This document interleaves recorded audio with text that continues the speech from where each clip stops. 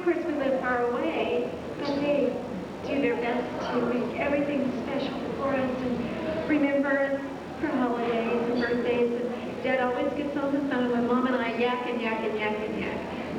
Dad always gets on to say that he loves me and to check on the weather and on the boys and Zach. And I don't think, and I know all of you feel the same way, but I don't think anybody can have a better dad than I have. Mom sent something to me from the church a couple of weeks ago, and she asked that I might read it. This gives you a little more overview of what everybody was talking about on the video from Woodland about the project. The project is their Christian school and church moving, and Dad has a big part of that. This tells you about it. It's about Mom and Dad. So this special couple has come to the project as a package deal, so we will feature them together this month.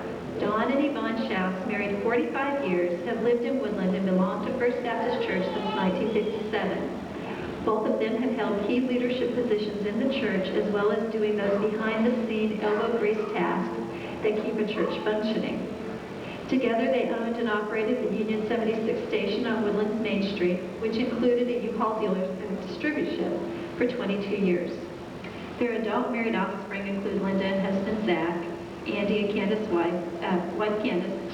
Their retirement plans included a stint on the mission field in Papua New Guinea. They had everything in place to leave, including their clearance by the mission board, when it slowly became apparent that the Lord had other plans for them. Their mission field is clearly Woodland. Their assignment, the Natmore Campus Project. Don is on the site 6 days weekly from early until late, always on the move. He is a constant support for Jim and the crew. He supervises the tool room, keeping the tools in good repair and maintaining inventory accountability. A humble and willing servant, he opens the gate in the morning and closes and locks it at night, prepares the water containers, runs errands, chases parts, mans a shovel, and in general does whatever needs to be done to keep the work going. If we were each as selflessly dedicated as Don, the project would be nearing completion at this time. And then it talks about Mom too, who is also very involved there. But that gives you an idea of what Dad's doing now every day. And one person commented that while Dad doesn't have the most important job there, he's not necessarily high visibility, he is one of the most important people on the project because of his encouragement and his dedication and his willingness to serve. And that's what I'll always remember about my dad, because that's what I've seen my whole life.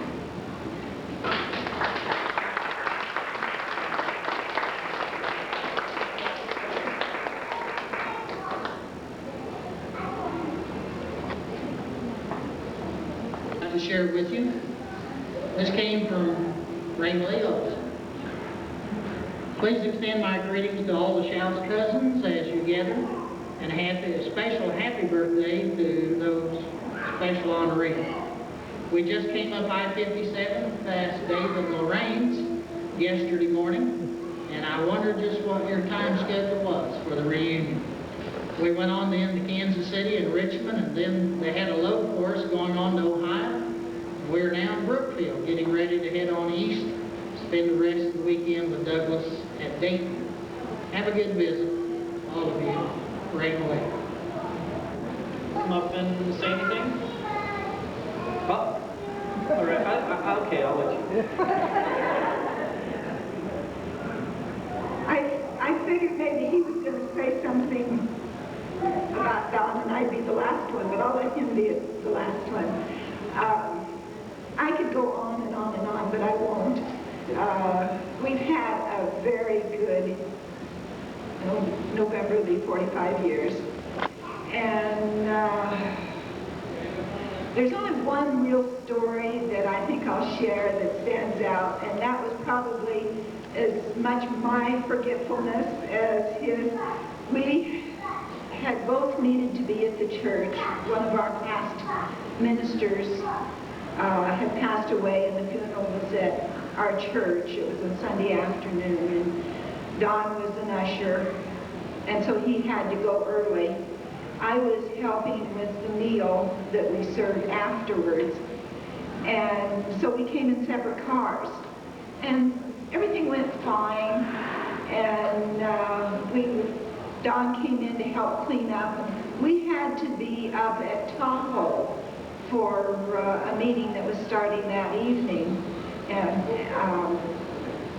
dealer meeting type of a thing. And so we hopped in the car and went home, put the suitcase in, and went on our way.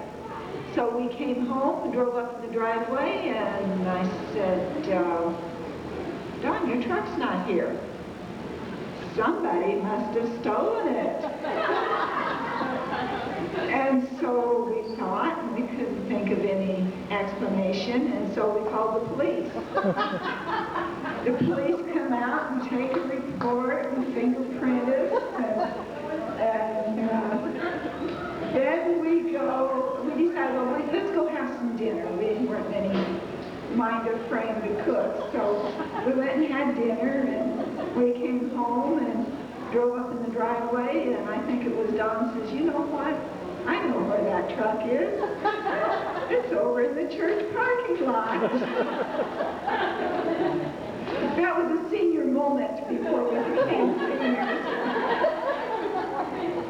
Anyway, we had to call the police and undo the report. We've had a lot of fun years, and we've worked together.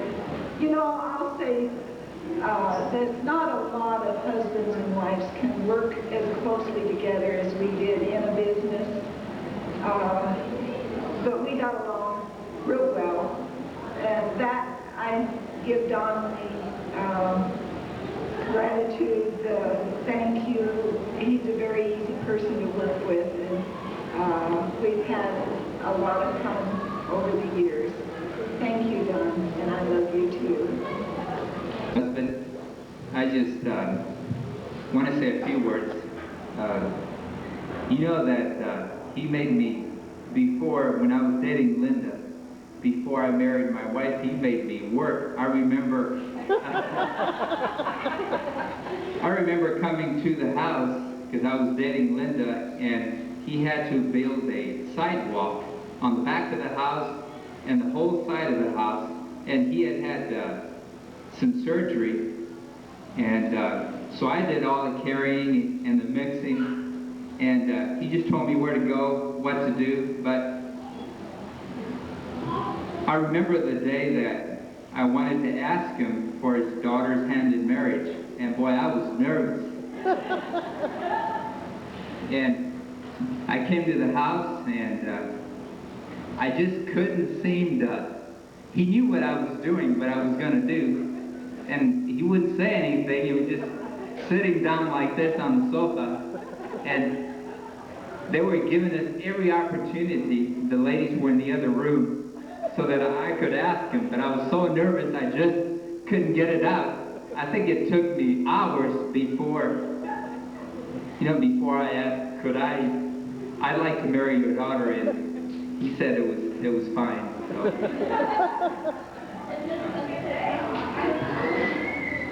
He's been a great father-in-law. He's always been there for my kids, and I really love him.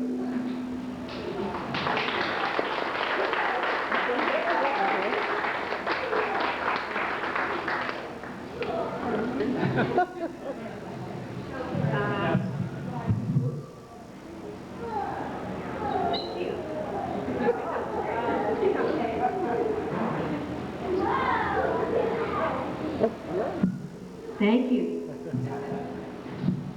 This needs to be... Yeah, that's okay. When I was a little girl, my favorite comic strip was Donald Duck. And I'll never forget, my mother used to always, I don't know if you remember reading the old Donald Duck comic strips, but Donald's nephews always say, they never say Uncle Donald, they always say, "Hi, Uncle Donald."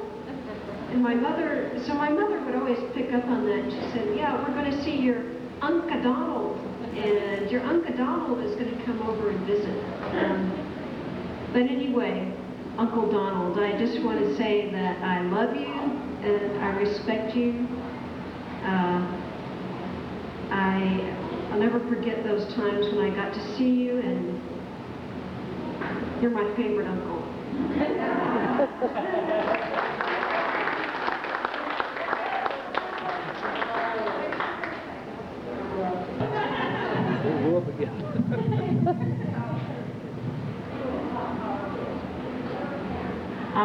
I don't do this upfront thing very well, so I'll make this short and sweet.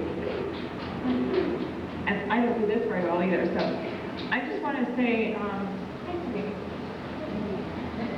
she'll be my teddy bear. My earliest memories of Dad are pretty much the same as they are now. He was always very accepting of me for who I was, and it made it very easy to become a part of the family. And I really appreciated that. I like to cuddle with my dad and mom.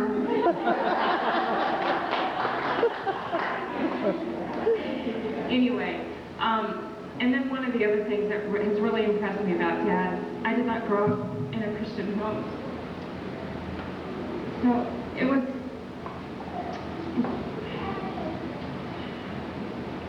very good for me to see what it was like to have a Christian dad and see the example that he set.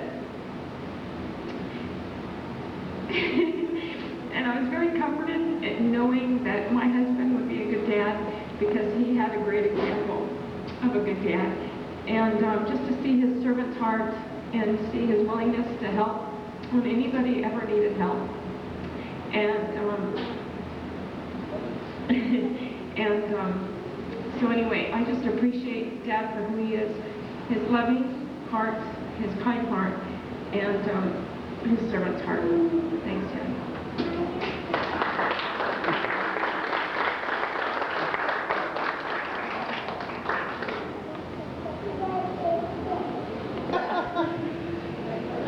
Sorry, it's got to go higher yet. Does anybody else have anything to say? Come on, I need a break. What can I say? I was trying to think of some interesting stories growing up. I can remember one time Dad taking a group of mine, friends fishing. We've always done a lot of fishing. We've never caught a lot of fish. But just the fun we had getting away. I have some of my father's traits. He instilled in me the desire to work hard.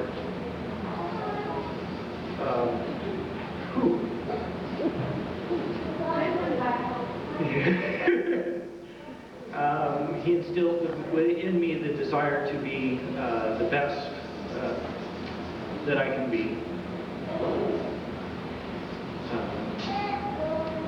One of the fishing trips that we just went on was, I think, 2 years ago now. We went to Fort Bragg and caught a fishing boat there, a party boat. And I had brought one of my poles along. We also rented 2 poles, so there was 3 poles between the 2 of us. And we were bottom fishing, rock cod fishing, which for you that haven't done that, you're basically fishing in about 300 feet of water. And it's like pulling bowling balls up off of the bottom of the ocean for the equivalent of a football field up, straight up. And with Dad's Parkinson's, it was kind of difficult, and he was getting frustrated because he wasn't catching many fish. So I was determined he was going to catch fish. Like I said, there was 3 poles between us, so I started rotating, and I would make sure there was a fish on, and I'd hand him my pole. And get him reeling it up, and then I would have another one already on, and I would just be basically playing it. And he'd get that one up. The deckhand quickly caught on what I was doing, and the deckhand would start unhooking him as I was handing him the next pole. And I think Dad was pretty tired, but giving him about an hour's fishing. In fact, at one point he thought he'd hooked the bottom of the ocean. She's mechanically inclined. I don't know where she gets it. He hadn't hooked the bottom of the ocean. He had hooked a big fish, and the deckhand got it headed up in the right direction, and Dad brought it in. I don't know if you noticed in the first video, there was actually pictures of Dad and I with fish, and that was his fish.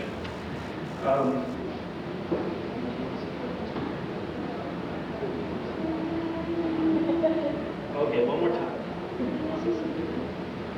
Thank you for saying happy birthday to Grandpa. But that's their papa. But see if I can hold it together for this. The one thing that obviously sets my dad and I apart is my height.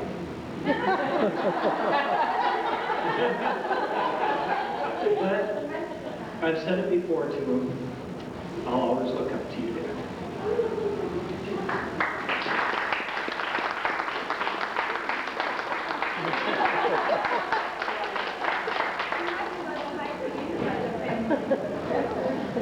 Than my brothers, but look at our kids, what's happening to them. I think everybody's eating better nowadays or something. I'm not sure what it is.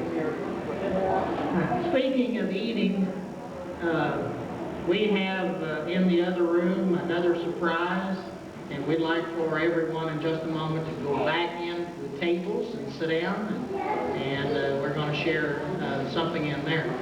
But I want to thank everybody for coming here. It's a privilege to be able to host this family reunion.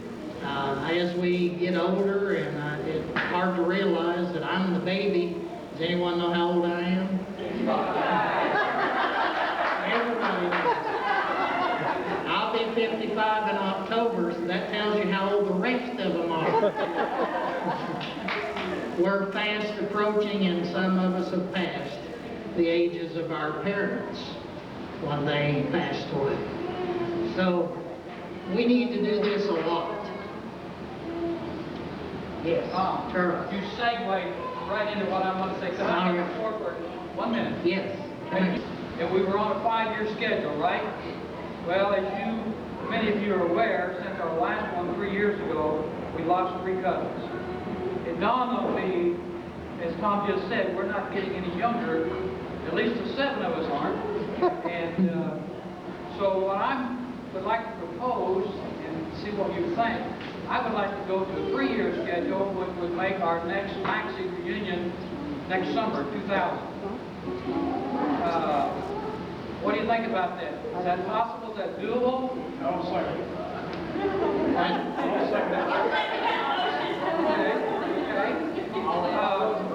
Let me ask you this. I haven't even looked at the calendar to see when the 4th of July, what day of the week it falls on, or that, but would a calendar date somewhere around the 4th of July, do you think that might work for many people? If you think so, if